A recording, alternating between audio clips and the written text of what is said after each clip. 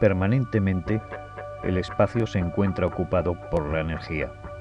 Todo lo que en él existe, de una forma u otra, es energía. Pero su ubicación no se lleva a cabo a través de una extensión indiscriminada, como si de un infinito manto se tratara, sino que obedece a determinadas reglas inviolables.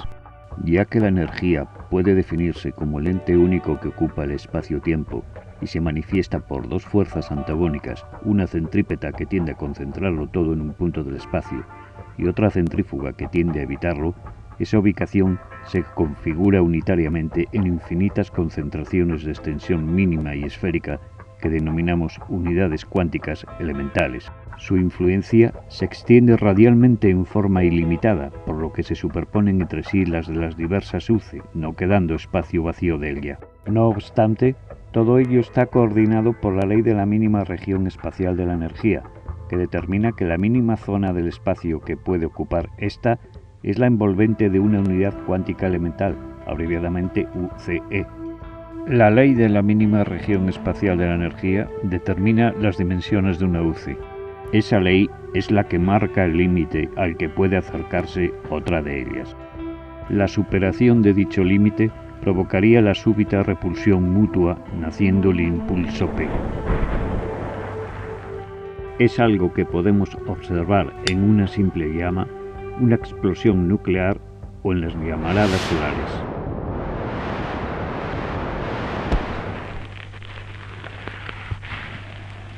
Pero veamos la construcción que se puede producir por interacción de las UCE. Cuando dos UCE próximas entre sí interaccionan, sus envolventes se juntan durante un breve tiempo en el que rotan en forma binaria. No debemos confundir el conjunto de dos UCE en rotación binaria con el par formado por un cuanto fotónico dentro del fotón. En ese tiempo, una tercera UCE puede incorporarse, entrar en la rotación y en conjunto formar un cuanto básico con sus fuerzas equilibradas que mantendrían la cohesión y aumentarían la masa. El cuanto básico es una partícula efímera de transición que siempre está formada por tres UCE. Si dos cuantos básicos se aproximan, sus respectivas rotaciones se sincronizan e interaccionan posicionándose de manera que entre los dos forman una partícula cuántica que llamaríamos cuanto hexaédrico por disponer de 6 UCE en configuración esférica y que podría considerarse como una partícula de premateria.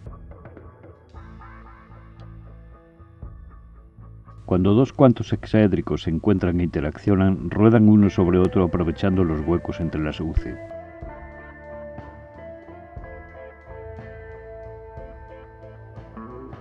Viendo la secuencia ralentizada, vemos de nuevo como dos cuantos hexaédricos se acercan, interaccionan y ruedan uno sobre otro, facilitando su acercamiento a los huecos entre las UCE. Entonces la llegada de una UCE procedente de un fotón incide en ellos, y con su inercia desmiembra los dos cuantos hexaédricos en 4 cuantos básicos, quedando atrapada en los mismos que se vuelven a reunir pero alrededor de ella que hace de núcleo. Se trata de la micropartícula cuántica, primer eslabón de la materia, formada por 13 UCEs en total. En la repetición ralentizada vemos que si una influencia externa presiona en la superficie de la micropartícula cuántica, acercando las UCE de un cuanto básico superficial a la UCE nuclear, esta, cumpliendo la ley de la mínima región espacial de la energía, repelerá súbitamente a las UCE invasoras, expulsándolas de la micropartícula cuántica en parejas, que son los cuantos fotónicos. Cuando, habiendo recibido el impulso de la UCE nuclear, las dos UCE superficiales salen despedidas desde la micropartícula cuántica, constituyen entre ambas un cuanto fotónico que seguirá un desplazamiento rectilíneo de velocidad constante c. A su vez, dentro de ese cuanto fotónico, cada UCE evoluciona interaccionando con su pareja, describiendo una trayectoria inicialmente parabólica y a continuación ya elíptica de gran excentricidad, que le confiere a ese trayecto una descripción helicoidal. Por tanto, su oscilación es transversal a la dirección de propagación. Observando la estructura de una micropartícula cuántica, se tiene que, rodeando a la UCE nuclear, otras dos forman con ella el eje de rotación. Las 10 restantes se disponen en pares formando una especie de anillo que rodea al eje. Son estas UC del anillo las que son expulsadas por pares, que son cuantos fotónicos, resultando que cada micropartícula cuántica expulsa o emite 5 pares o 5 cuantos fotónicos oscilantes. Estos son fotones. Ralentizado vemos como cada grupo de 5 cuantos fotónicos constituye un fotón, especie de paquete de cuantos fotónicos que de manera intermitente forman la radiación fotónica o electromagnética. Su frecuencia depende de la longitud de onda, o sea, de la separación entre los cuantos fotónicos dentro del fotón. La trayectoria de los fotones y por lo tanto de los cuantos fotónicos que los componen es rectilínea con su oscilación transversal. No obstante, existen algunas circunstancias que pueden variar excepcionalmente esa trayectoria. Una de ellas es la reflexión, en la que la trayectoria fotónica cambia de dirección al incidir en un medio material sin penetrar en él. Con un simple puntero de rayo láser se puede observar el efecto. En la oscuridad no se ve el espejo que lo refleja, pero se marca gráficamente y el punto de impacto del rayo incidente con su trayectoria reflejada iluminando las partículas del aire. Aquí, una fuente láser en la oscuridad se refleja en 3 espejos. La trayectoria que sigue el rayo al reflejarse en varios espejos no visibles se observa mejor en la oscuridad al moverse ligeramente la fuente emisora del láser. Es una trayectoria rectilínea que debido a la reflexión se convierte en quebrada. Podemos observar una fuente emisora láser situada en la parte inferior derecha de la imagen proyectando un rayo en posición vertical hacia arriba. Tras la reflexión en 4 espejos, el haz final reflejado se aprecia en situación horizontal en la parte inferior izquierda de la misma. Un leve movimiento de la fuente láser provoca un amplio desplazamiento del haz final porque cada espejo introduce en su reflexión una cada vez mayor desviación del rayo. ¿Pero qué es lo que sucede a nivel fotónico para que todo esto tenga lugar? La materia en la que incide el fotón está compuesta por moléculas, o sea, grupos de átomos enlazados entre sí, que a su vez contienen un núcleo y una corteza formada por electrones. Estos se forman con 13 preelectrones, 13 macroneutrinos que contienen 13 superneutrinos, 13 neutrinos con 13 preneutrinos, 13 partículas compuestas de 13 partículas simples con 13 minipartículas compuestas de 13 minipartículas simples, 13 micropartículas compuestas de 13 micropartículas simples, 13 micropartículas cuánticas con 13 unidades cuánticas elementales, la principal situada en su centro. La micropartícula cuántica tiene 13 UCs, y como por otra parte cada cuanto fotónico contiene 2 de ellas y todas son iguales, las del cuanto fotónico que incide en la micropartícula cuántica tienen la misma dimensión que las de esta y así coinciden en el momento del impacto. Y como la micropartícula cuántica implicada está completa, o sea, no le falta ninguna UC, las del cuanto fotónico son rechazadas con un ángulo igual al formado por la normal y la trayectoria incidente, como describen las leyes de Snell.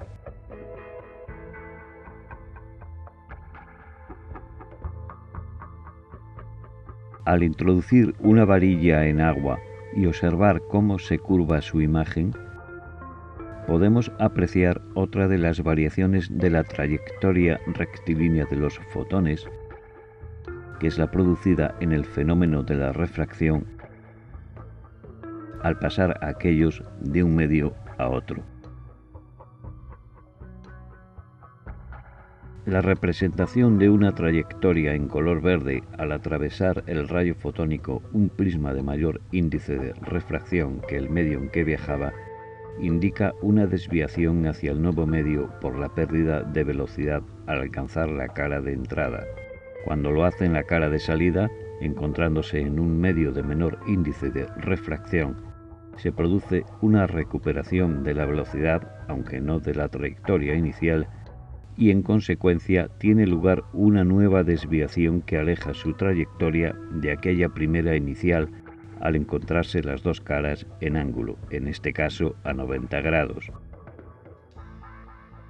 La trayectoria representada en rojo sufre los mismos cambios, pero el rayo de salida sí recupera ahora la trayectoria inicial por encontrarse las 2 caras paralelas. Podemos apreciar aquí La trayectoria seguida por un rayo láser al atravesar un prisma por sus dos caras paralelas y que tras sufrir las dos desviaciones de los cambios de medio recupera la dirección de la trayectoria inicial. ¿Cómo se produce este efecto? Cuando la incidencia es perpendicular a la superficie del nuevo medio, las luces del cuanto fotónico incidente llegan simultáneamente a él, sufren la variación de velocidad al mismo tiempo y siguen su trayectoria rectilínea. Las luces de la materia repelen y retardan a los cuantos fotónicos del fotón si es de mayor índice de refracción. Si es menor, disminuye la repulsión y aumenta la rapidez del avance.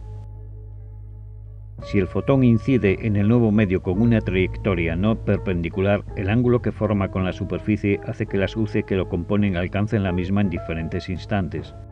De esa manera, la luz que llega primero se verá frenada mientras su compañera continúa con la velocidad que llevaba, lo que se traduce en una inclinación del eje de relación de la vibración entre ambas. Pasado ese instante, la segunda UCE aborda el nuevo medio y también resulta frenada, por lo que la sincronía entre sus velocidades es de nuevo constante y el eje de relación no se inclina más. Sin embargo, la trayectoria general ha cambiado de rumbo y sufrido una desviación hacia el medio de mayor índice de refracción, en el que ahora seguirá su curso rectilíneo sin más desviaciones, pues el retardo en el avance de las UCE es igual para ambas. Al penetrar el fotón en un medio de menor índice de refracción, las UCE de sus cuantos fotónicos se verán aliviadas de la frenada del medio anterior y recuperarán una mayor velocidad. Si incide en ángulo, la liberación producirá una desviación alejándose de la normal, ya que una de las dos UCE se libera antes que la otra y de nuevo el eje de relación se inclina. Vemos dos rayos de luz blanca que al atravesar un prisma son proyectados sobre una superficie también blanca. Uno de ellos permanece inalterable por su escasa desviación. En cambio, el otro, más refractado, sufre una descomposición espectral que ampliado se aprecia el espectro descompuesto en sus rangos de frecuencia del rojo al violeta. Ya que la misma también determina el cambio de trayectoria, el rojo se desvía mucho menos que el azul o el violeta. A medida que la frecuencia es mayor, la desviación también lo es porque se produce un efecto acumulativo de los cuantos fotónicos que están más próximos entre sí y eso hace que la frenada de unos repercuta en los siguientes, autofrenándose en mayor medida las UCE que antes llegan al nuevo medio con el consiguiente aumento del ángulo de desviación. Otra modificación de la trayectoria es la producida en la difracción. En este caso, las UCE de los cuantos fotónicos que inciden en un nuevo medio salen rápidamente de él porque está muy próximo al borde final y vuelven al medio inicial. Se produce una desviación de la trayectoria hacia el medio de mayor índice de refracción en un principio y al salir de él se aleja de la normal, con lo que la trayectoria se desvía aún más. Este fenómeno ocurre siempre que un borde se encuentra próximo al final de la trayectoria, pero no es perceptible si hay luz ambiente. Cuando se observa a través de una rendija o un fino orificio donde no estorba el resto de la iluminación ambiente, el efecto de dispersión es patente. A lo largo de todo el borde, las diferentes UCE varían de dirección en su trayectoria debido a la frenada y posterior liberación al cambiar dos veces de medio, lo que hace que se separen entre sí, ofreciendo el efecto de dispersión. Pero volviendo a la micropartícula cuántica, vamos a conocer en detalle su estructura. Las 12 UCE que forman la superficie están interrelacionadas en 4 grupos de 3 que son cuantos básicos existentes en el momento de su formación. En su interior, una UCE situada en su centro geométrico actúa como núcleo de la partícula, algo fundamental en su configuración. Cada uno de los tríos o cuantos básicos de la superficie forma con el núcleo una estructura de 4 UCE en disposición tetraédrica cuya consistencia es enorme. La UCE nuclear es común a todos los cuantos básicos de la superficie, por lo que se puede considerar que existen 4 cuantos tetraédricos con una UCE común, ya que no podrían existir en el núcleo 4 UCEs independientes, una por su incongruencia espacial y otra porque la ley de la mínima región espacial de la energía no lo permitiría, debido a la superación del valor máximo de energía en esa región del espacio. Debido a su spin, las UCE que forman el eje de giro están arraigadas a la nuclear y nunca resultan expulsadas de la partícula. Las otras 10 constituyen el anillo ecuatorial compuesto de 2 anillos de 5 UCE cada uno, en total 5 pares, e integrarán los 5 cuantos fotónicos de un fotón si son expulsados de la partícula. Aunque, como se ha visto, las UCI distribuidas por la superficie de la micropartícula cuántica están interrelacionadas en tríos o cuantos básicos, en lo referente a su configuración estructural interactúan en pares con la UCI nuclear que haría de tercera UCI cuando salen expulsadas de la partícula formando cuantos fotónicos, ya que un cuanto fotónico solo contiene 2 UCI. La emisión de fotones se lleva a cabo desde la micropartícula cuántica cuando las UCI del anillo ecuatorial son expulsadas de la partícula en 5 pares o 5 cuantos fotónicos, mientras la micropartícula cuántica gira hasta que solo quedan las 3 UCI del eje. Después, esas mismas 3 UCI se reubican formando un cuanto básico en espera de unirse a otro igual para crear un cuanto hexaédrico. Este último, al acoplarse a otro similar y recibir el impacto procedente de una UCI de un fotón, terminaría formándose una micropartícula cuántica con su eje de giro y sus 2 anillos unidos en uno solo ecuatorial. Pero las micropartículas cuánticas tienen aún otra característica. Pueden agruparse en una configuración espacial similar a la que formaron las UCI para crear la propia micropartícula cuántica. Así, 12 de ellas rodearían esféricamente a otra más que haría de núcleo. En conjunto, esta partícula formada por 13 micropartículas cuánticas sería una micropartícula simple con su eje de giro y su anillo ecuatorial integrado por 2 anillos de 5 micropartículas cuánticas cada uno. En efecto, a partir de una UCI se forman multitud de partículas por agregación de otras similares hasta llegar al electrón. Cada una de ellas tiene una base de 13 partículas elevado al número de capas agregadas. Así el electrón tiene una configuración de 13 elevado a 13 UCIs. Viéndolo de nuevo ralentizado, podemos comprobar cómo la UCI nuclear en rojo es rodeada por otras UCI en negro que forman con ella la estructura de 12 más 1, o sea 13 UCI, que equivale a una micropartícula cuántica.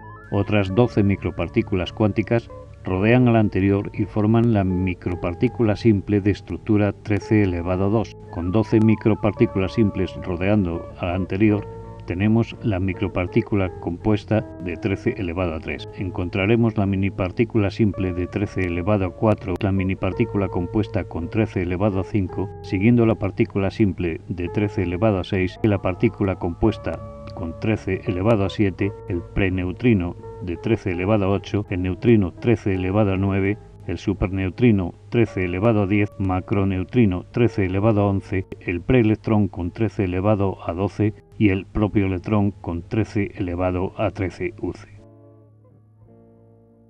Este representa el límite de esta secuencia en la configuración espacial de las partículas cuánticas. Por encima de él no es posible continuar esa misma línea configurativa, ya que la cohesión entre partículas se hace muy débil debido a la separación entre ellas.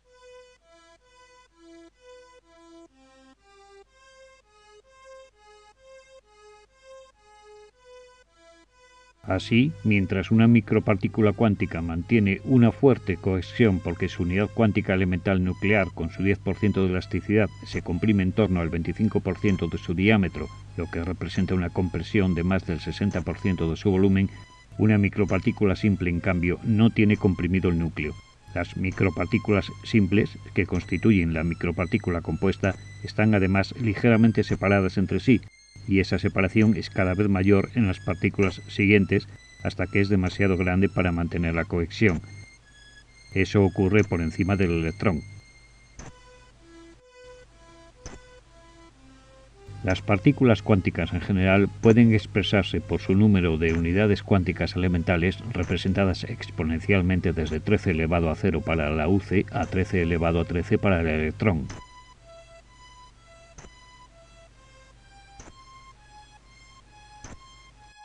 Un aspecto importante es el que se observa en el espectro fotónico o electromagnético. Las bandas en que normalmente se divide representan las longitudes de onda y por tanto las frecuencias asociadas a cada estado de emisión. Pero si se analiza detenidamente, se puede comprobar que son 13 las bandas o divisiones fundamentales cuyos efectos se diferencian claramente entre sí. Cada banda abarca un rango de frecuencias unas 100 veces superior a la banda anterior, lo que se corresponde perfectamente con cada una de las capas de partículas envolventes que formarían en total el electrón, cuyas velocidades angulares varían en esa misma proporción desde la más interna a la más externa.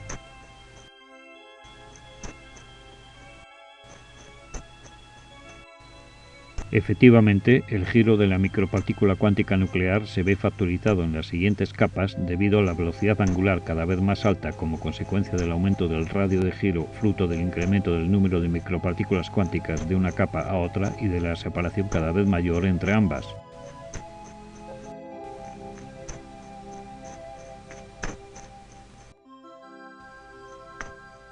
De ello se desprende que al ser emitido un fotón con 5 cuantos fotónicos desde cada micropartícula cuántica, la frecuencia de ese fotón es mayor a medida que la velocidad de giro de aquella micropartícula cuántica emisora es más elevada, pues la separación entre los cuantos fotónicos dentro del fotón es menor, o sea, la longitud de onda es más reducida y con ello la frecuencia es más alta. Un electrón está formado en total por 302.875.106.592.253 UCs, de las cuales la 13ª parte son las que constituyen cada uno de los núcleos de las respectivas micropartículas cuánticas que arman la arquitectura del mismo y por tanto las que en caso de desintegración fotónica imprimirán el impulso a los cuantos fotónicos que se formarían desde la superficie ecuatorial de cada una de las micropartículas cuánticas de esa arquitectura, los cuales, en total, alcanzan la suma de 232.980.851.224.810 unidades cuánticas elementales, es decir, la diferencia entre la cantidad total de UCs y las que en número de 3 forman los ejes implicados en el momento angular. Cada cuanto fotónico está constituido por 2 UCs, lo que representa la mitad numérica de los mismos en cuantos fotónicos.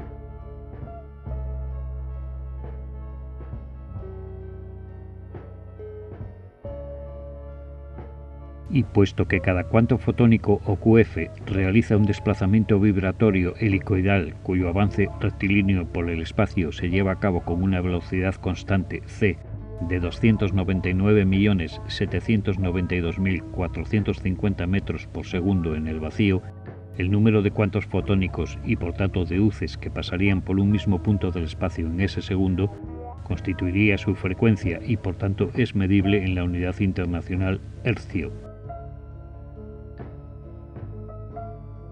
Si la desintegración electrónica partiese de la UC que constituye el núcleo central de toda la partícula, los cuantos fotónicos formados emergerían radialmente desde ella en disposición circular, llevando a cabo una desintegración en cadena.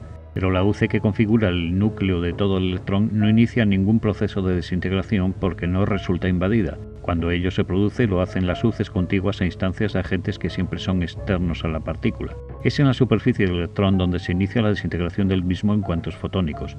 Cuando algún par de UCs ubicado en la capa más externa del electrón se desplaza hacia el interior de la micropartícula cuántica de la que forma parte, la UC nuclear de la misma expulsa a las 10 que le rodean en el anillo ecuatorial, desintegrando así a la micropartícula cuántica que constituía. Esas 10 UCs son proyectadas de 2 en 2 integrándose en cuantos fotónicos. Por eso se emiten 5 pares o cuantos fotónicos en un grupo paquete o fotón que en total contiene 10 unidades cuánticas elementales. Conocemos el número total de UCs que constituyen un electrón, el número de UCs fotónicas que se radiarían o emitirían desde un electrón, el valor de la constante de Planck expresada en julios por segundo o su equivalente en coulombios y el valor de la energía radiante de un electrón representada por el cociente entre la unidad del mismo y el producto de la constante de Planck por el número de electrones que posee un coulombio. En el año 2008 se fijó el valor de la carga de un electrón en 1,6021764620 por 10 elevado a menos 19 coulombios, basado en el resultado obtenido a través del experimento de Millikan. Pero Millikan, en sus múltiples repeticiones experimentales en el año 1909, obtuvo diversos resultados como consecuencia de barajar en los mismos datos tan variables como la densidad del aire, el aceite utilizado en las gotitas en la cámara de niebla, o incluso las microvariaciones de la temperatura del dispositivo usado. Finalmente, y se supone que como una media de todos ellos, Millikan atribuyó el valor definitivo en 1,592417 por 10 elevado a menos 19 coulombios, si bien generalmente dichos valores tendían a ser algo menores. El autor de la presente teoría estima que dicho valor debería situarse en 1,54374732936905 por 10 elevado a menos 19 coulombios, y eso implica que el número de electrones por coulombio sea de 6,47, 77, 43, 99, 97, 82, 10 por 10 elevado a 18 electrones. La constante de Planck en coulombios es 6,62, 60, 69, 57, 29 por 10 elevado a menos 34, y su producto por el número de electrones en un coulombio resulta ser 4,29, 21, 98, 24, 17, 99, 16 por 10 elevado a menos 15 electrones. El producto anterior nos da una pequeñísima parte de la estructura fotónica o radiante del electrón que se corresponde con la constante de Planck.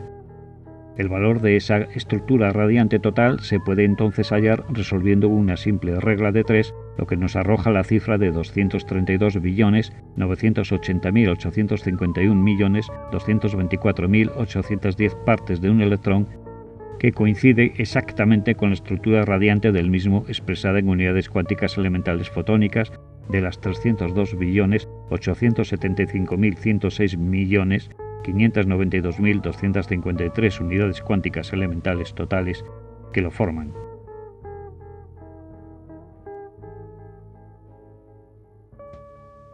De esta manera queda corroborado el valor de la constante de Planck expresado en julios por segundo. Las partículas cuánticas abarcan desde la UC al electrón. Por encima de este no es posible mantener la cohesión debido a la separación entre sus partículas. Sin embargo, los electrones podrían mantenerse ligados a distancia por enlace electrostático, siendo sus cargas opuestas. Ello supondría una especie de red cristalina esférica con 1 de núcleo y 12 rodeándole, como en el caso de las partículas cuánticas. La masa total de esa partícula se correspondería con la de la Down. De ser así, una red de estructura similar, formada a base de partículas Down, daría por resultado una partícula cuya masa se correspondería con la de un mesón. Muones, piones y partículas extrañas podrían responder a una estructura interna de este tipo. La ligera diferencia entre las masas de cada uno se entendería por la agregación de partículas más elementales. Así, un muón incorporaría un par de electrones positivo y negativo con una masa equivalente a 209 electrones en cada uno de los 20 huecos. La incorporación de 10 partículas up que tienen un equivalente a 6 electrones y 10 tríos elevarían la masa a 259 electrones, que se corresponde con la del pión 1. La agregación en cambio de 20 up alcanzaría la masa de 289 electrones, similar a la del pión 2. Pero incluso 10 down podrían añadirse a los huecos del anillo ecuatorial, lo que daría una masa total de 299 electrones. Y si se agregan 10 electrones más, subiría la masa a 309 electrones. Estas masas las poseen las partículas extrañas.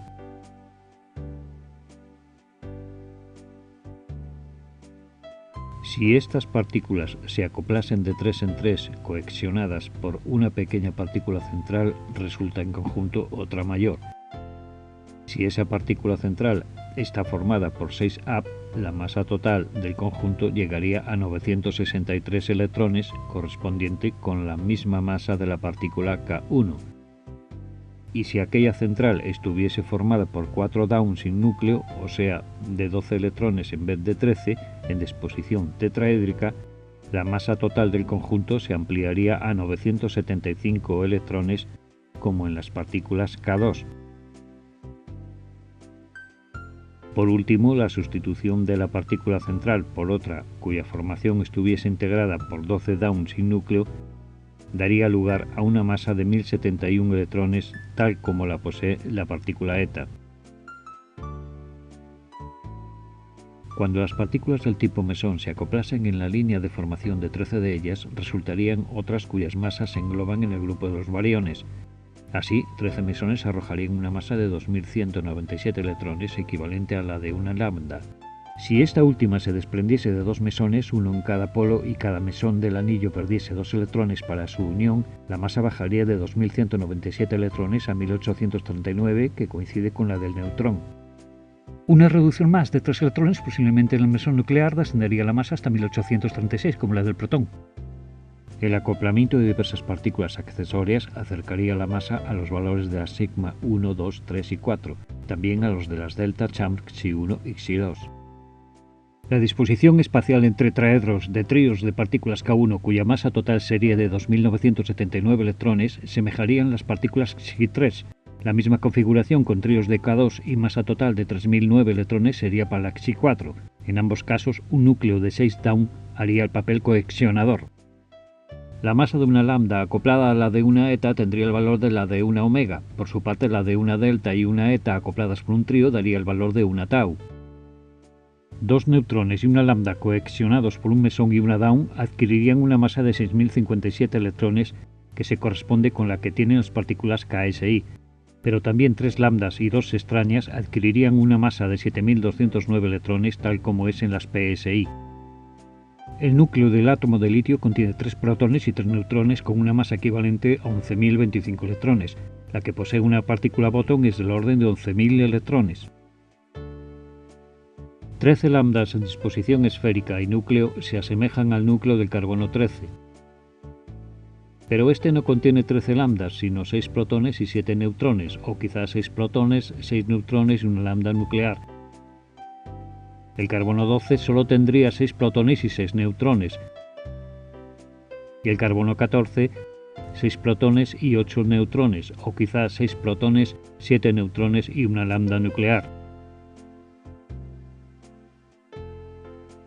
Los núcleos de carbono 13, guardando la misma configuración anterior, alcanzarían una masa similar a la de la partícula top, que también equivale a masas conseguidas por los elementos lantánidos, variando según se tome como referencia núcleos de carbono 13 o de carbono 12. En especial, el plomo parece destacar en ello. Al analizar el espectro fotónico vemos que queda representado en 13 bandas de emisión y se observa que las mismas se corresponden con las 13 capas esféricas concéntricas que configuran la arquitectura cuántica del electrón. Probablemente los rayos cósmicos se formarían al agruparse en número elevadísimo en micropartículas cuánticas mientras viajan, logrando estructuras cada vez mayores hasta configurar electrones y nucleones del tipo protón o neutrón. Esto probaría que se puede formar materia a instancias de la radiación fotónica, como los rayos gamma. Si la agregación masiva de cuantos fotónicos es capaz de llegar a formar estructuras particulares como las que intervienen en la creación de los rayos cósmicos, con más razón será capaz de llegar a completar la estructura de una determinada partícula que se halla incompleta y rellenar esa falta de energía hasta conseguir incluso su saturación y situar a esa partícula en estado de excitación. Eso es lo que ocurre cuando un electrón de baja energía recibe radiación fotónica. Dependiendo de su frecuencia, intensidad y tiempo de exposición, así como del nivel de energía en que se encuentre ese electrón, el estado de excitación se logrará o no y en mayor o menor tiempo.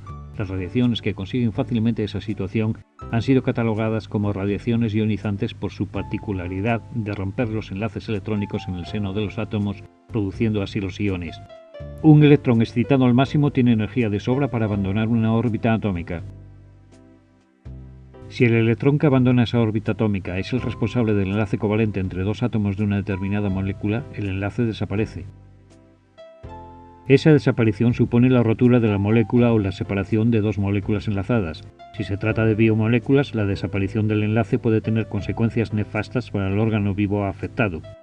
El átomo de oxígeno tiene en su capa electrónica K 2 electrones, en la órbita S de la capa L otros 2 y en la órbita P de la misma capa 4 electrones repartidos en pares en dos orbitales diferentes.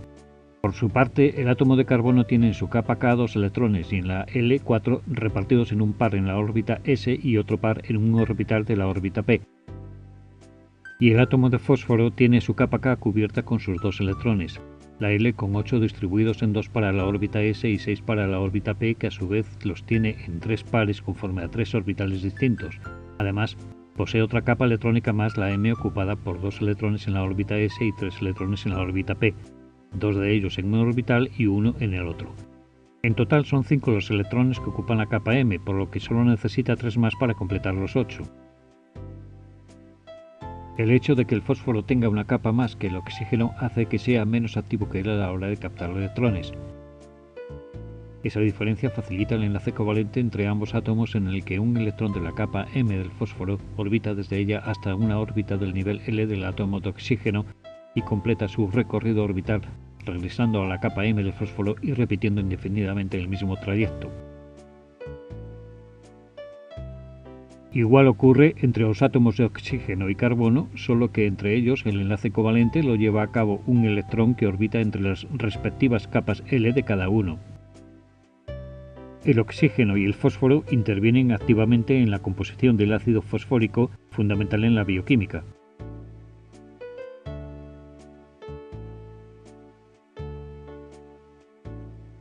Y el carbono es imprescindible en la formación de la química orgánica que sustenta la vida.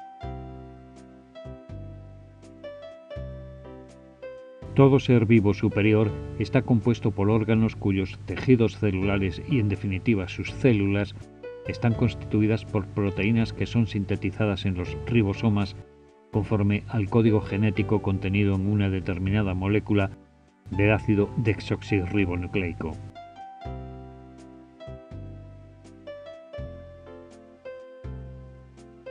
Este ácido está presente en todo núcleo celular, formando la doble espiral que constituye cada cromosoma. Para llevar a cabo la reproducción celular es necesario sintetizar nuevas proteínas, para lo cual se obtiene una copia de ADN cuya duplicación será transmitida hasta el ribosoma. La duplicación comienza cuando una de las cadenas de ADN que compone la espiral es transcrita por una molécula de ácido ribonucleico mensajero y transferida gracias a la acción de una molécula de ARN de transferencia que por una parte reconoce los codones ARN mensajero y por la otra puede combinarse con un determinado aminoácido para la función de síntesis proteica. La molécula de ARN de transferencia es imprescindible debido a la falta de afinidad específica entre las bases que componen el ácido ribonucleico mensajero y los grupos laterales de determinados aminoácidos, y para ello actúan los denominados anticodones, los cuales son en realidad tripletes específicos de bases que a través de puentes de hidrógeno se unen con los codones respectivos del ARN mensajero, además de algunas enzimas cuya misión es activar la unión del ARN de transferencia con el sitio específico del aminoácido implicado.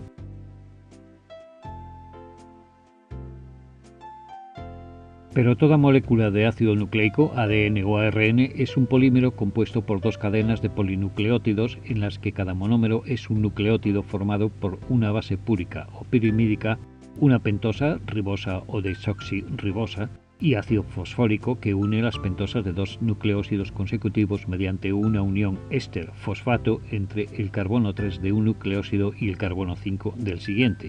Un nucleósido es la combinación de una base con una pentosa. Además, con el ácido fosfórico constituye un nucleótido que representa un monómero dentro del polímero de ácido nucleico. De los tres grupos ácidos que posee el ácido fosfórico, uno queda libre que más tarde puede usar para unirse a una proteína básica, pero los otros dos son los que enlazan con las pentosas utilizando un átomo de oxígeno como puente entre el átomo de fósforo y uno de los átomos de carbono 3 o 5 de las respectivas pentosas. Para ello, un enlace covalente se mantiene mediante un electrón que describe una órbita entre la capa L del oxígeno y la M del fósforo, y al mismo tiempo otro electrón orbita entre las capas L del oxígeno y del carbono 3 o 5 de la pentosa correspondiente. Si en estas condiciones alguno de esos electrones, por ejemplo uno de los que enlaza en el ácido fosfórico, recibiese la energía suficiente como para quedar sobreexcitado, tal cual lo hace la radiación fotónica, ese electrón abandonaría la órbita alrededor de los núcleos atómicos citados y el enlace atómico desaparecería, desligándose la molécula de ácido fosfórico de la pentosa correspondiente y quedándose la cadena de ácido nucleico rota en ese punto al separarse los nucleótidos implicados. En un caso aislado como el descrito, lo más probable es que tarde o temprano la unión se volviese a producir al ser capturado cualquier electrón que lo reemplazaría. Pero cuando la radiación fotónica incide bajo determinadas condiciones de frecuencia, intensidad y tiempo de exposición, los electrones afectados pueden ser muchos, los enlaces rotos numerosos y las moléculas dañadas o destrozadas innumerables. Moléculas que afectan a la síntesis de proteínas que a su vez pueden ser aberrantes, lo que se puede traducir en una reproducción celular que origine un órgano u órganos monstruosos que incluso podrían resultar letal para el ser vivo que lo sufre. Cuando mediante la incidencia de rayos X se fracturan cromosomas, en principio los segmentos resultantes pueden volver a fusionarse. En especial, los telómeros parecen tener una especie de polaridad, Las radiaciones, el calor elevado y la acción de determinados compuestos químicos pueden provocar mutaciones en las bases moleculares que están unidas por puentes de hidrógeno y por tanto enlazados únicamente por un solo electrón en cada uno de los puentes. Son entonces susceptibles de perderlos si el mismo recibe la suficiente energía como para abandonar la órbita de enlace. La múltiple separación de bases y ulterior mutación en sus uniones recientes tendría consecuentemente un erróneo código genético y por lo tanto una aberrante síntesis proteica. Existen procesos de gran vulnerabilidad en algunos cromosomas cuando resultan lesionados por agentes externos. Tal es el caso de asincronismo en la duplicación de ADN. Fracciones concretas de ADN responsables de la regulación del crecimiento y diferenciación celular son las que constituyen los protoncogenes. Si bajo la influencia de factores externos como la radiación sufren alguna mutación puntual, se convertirán en oncogenes, o sea, genes iniciadores de un proceso canceroso. Efectivamente, en el caso de la radiación, esta intervendría como iniciador del proceso o carcinogénesis al producir mutaciones y genes alterados que darían como resultado un proceso derivado en cáncer tras algunos años en estado latente, mientras no se presente generalmente de forma repetida algún factor promotor que incremente la síntesis de ADN y estimule a los genes que años antes sufrieron profundos e irreversibles cambios. La suma de un factor iniciador, como la radiación, y un factor promotor, como la acción de una sustancia química o la predisposición genética hereditaria, sería el desencadenante del desarrollo del cáncer.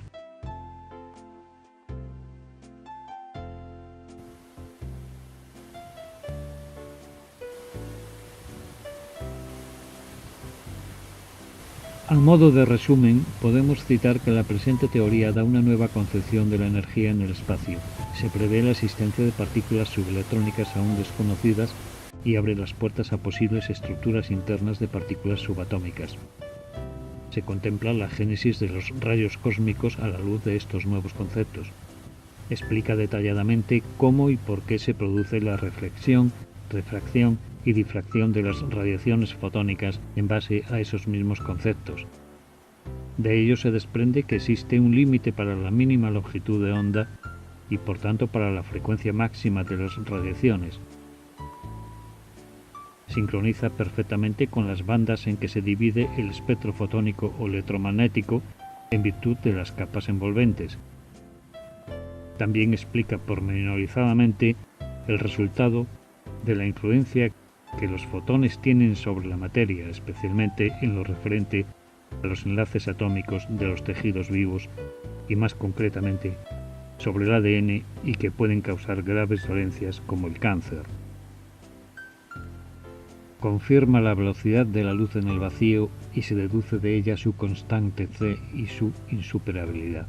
Y por último, establece el valor de la energía de un electrón basado en la nueva concepción espacial. Dicho valor es plenamente coincidente con la constante de Planck, lo que garantiza la total credibilidad. En definitiva, todo cuanto nos rodea y nosotros mismos es y somos energía. Ya que, por tanto, la tenemos a nuestro alcance y la propia naturaleza nos la muestra con todo el esplendor de su fuerza, como el agua de una cascada, hagamos el mejor uso posible de ella.